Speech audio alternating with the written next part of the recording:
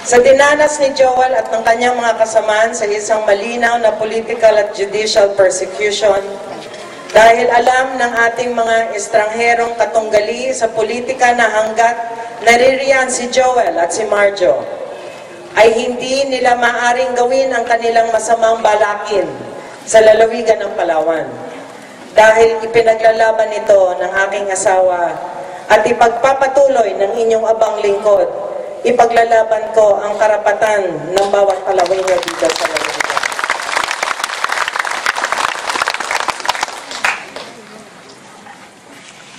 Mga kababayan, dahil sa inyong suporta, hindi po ako pinaghihinaan ng loob sa kabila ng pangalipusta at panlalait na ginagawa sa aming pamilya ng aming mga kalaban.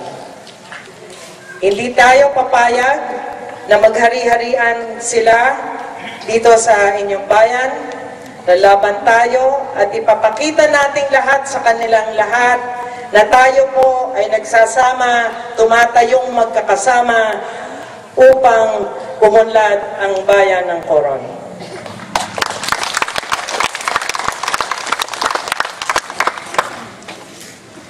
Sa aking asawa na si Joel, kung saan ka man,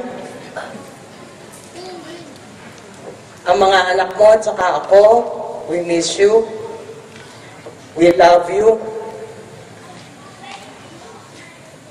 Nangangako ko sa iyo na ako ay tatayo hindi lamang isang ina sa ating mga anak, tatayo rin ako ang ama para sa kanila. Pinangangako ko po sa inyo mga mahal kong mga kababayan. And I promise to you, Joel, that I will continue your good work. And I will not let our enemies destroy what you have started. Mga kababayan, merong binilin po ang magkapatid sa akin bago sila lumisan, bago sila nawala. At ito po ay sasabihin ko sa inyo sapagkat mahal nila ang bayan ng Coron. Ang sabi ni Marjo, kung siya daw ay makita ninyong na aksidente o pinatay o namatay dahil sa sakit, huwag daw kayong maniniwala.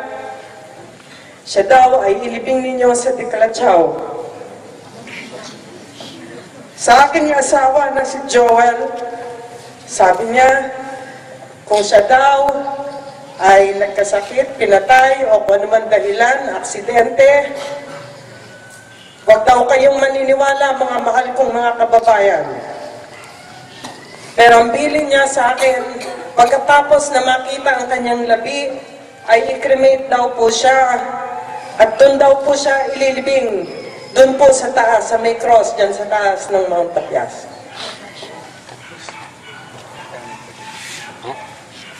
Sa aking pagtatapos po, mga kababayan,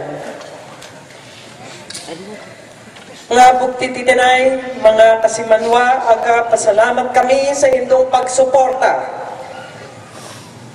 Igpagkikma sa aming pamilya. Manggapatok kita, agwanta kita lamang, agwanta. Ipangadi nalen sa ating Ginoong Diyos, nga tawan,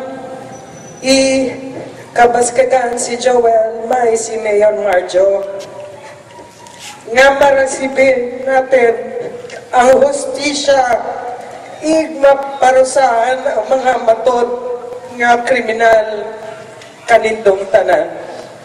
Matamang salamat at mabuhay po tayong lahat.